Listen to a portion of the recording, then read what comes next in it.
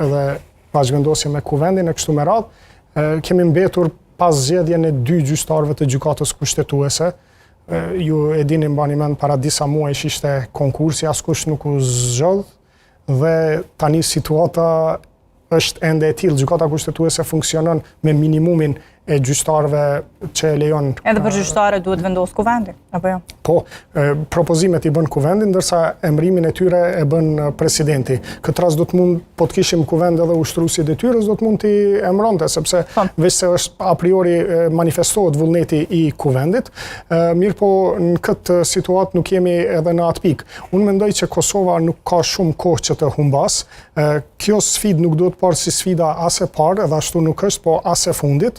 Rruga më ideale e kësaj është ulja e gjitha partive dhe amandamentimi i kushtetutës. Pasi të konstituohet kuvendi, gjetja e një gjuhë të përbashkët edhe me komunitetet jo shumicë dhe së paku për çështjet procedurale, të cilat kanë të bëjnë me funksionimin e organeve vitale të shtetit, duhet të amandamentohet kushtetuta, të shtohen edhe më tepër dispozita, të qartësohet, ta dim një herë mirë edhe ne si qytetar, po edhe ne si profesionist të fushës, se çfarë duhet vepruar dhe të mos krijohet një amulli e tillë e cila pastaj me një anë edhe po hap rrugë për interpretime të shumta edhe nga njerëz jo kompetent, gjë që po polarizon shoqërinë kosovare, në anën tjetër edhe po e detyron gjykatën kushtetuese që mbase t'i rreket aktivizmit gjyqësor që e përmenda më herët. Dhe kjo secila prej këtyre 2 formave nuk i shërben jetës demokratike në Kosovë.